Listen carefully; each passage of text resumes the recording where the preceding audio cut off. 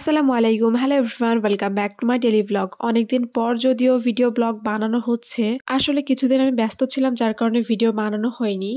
So এখানে যেগুলো দেখতে পাচ্ছেন সেগুলো হচ্ছে তেঁতুল গাছ থেকে আমরা মাত্রই তেঁতুল পেড়েছি। এখানে আমার বোনের বাসার বেলকনি থেকে মেইনলি এই তেঁতুলগুলো পাড়া হয়েছে। বেলকনি থেকে পাড়া যায়, গাছটা এত কাছে বেলকনির।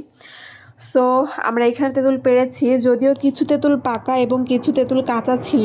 কাঁচা তেঁতুলগুলো আমরা ফেলে দেইনি, কাঁচা তেঁতুলগুলোরও একটা ব্যবস্থা করেছি আর কি। কাঁচা তেঁতুলগুলো আমরা প্রেসার কুকারে একটু শীষ দিয়ে নিই। শীষ দিয়ে নেওয়ার পর তেঁতুলগুলো যখন একটু নরম হয়ে আসে, মাখা মাখা হয়ে আসে, তখন তেঁতুলগুলা নামিয়ে নিই আর কি। এক সাইডে তেঁতুল প্রেসার কুকারে দেওয়া হয়েছে, আরেক সাইডে ফুচকা বানানো হচ্ছে। গাছ থেকে তেঁতুল পেড়ে বাসায় ফুচকা বানিয়ে খাওয়ার মজাটা আসলে অন্যরকম। সবাই মিলে একসাথে থাকলে আমরা এরকম করেই থাকি। বোনরা যখন আমরা সবাই একসাথে হই, আসলে প্রত্যেকজন এক এক কাজে ব্যস্ত হয়ে গিয়েছে এখন। একজন এক জায়গায় পড়াশোনার ক্ষেত্রে থাকা হয় আর কি। সো এখানে মার কাজ পড়েছে ফুচকা বানানো। তো এখানে মা ফুচকাগুলো বানাচ্ছিল। এরকম আটা মেখে ছোট একটা বোতলের যে মুখ সেটা দিয়ে কেটে কেটে সুন্দরভাবে কেটে কেটে ফুচকার আকার দেওয়া হচ্ছিল। এরপর আর আমার ভাগে পরে টক বানানো আর আলু ভর্তা করা। সো আমি এখানে টক বানানো শুরু করে দিই। যে তেঁতুলটা কাঁচা ছিল শীষ দিয়ে নিয়েছি, ওই তেঁতুলটাই আমরা মেইনলি আজকে টক বানাই।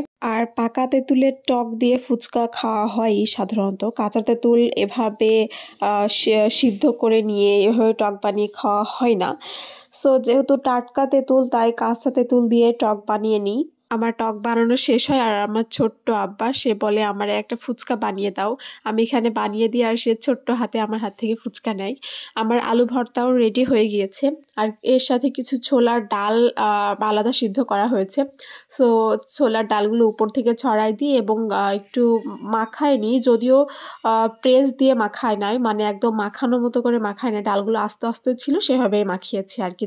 এরপরে তো দেখতে পাচ্ছেন আমাদের ফুচকা ভাজা অলমোস্ট ডান। এক ঝুড়ি ফুচকা এদিকে এক গামলা আলু ভর্তা, ওদিকে এক হাঁড়ি টক, এই নিয়ে আমরা খেতে বসে পড়ে যাই। তো এখানে ফুচকা ভাঙা হচ্ছে।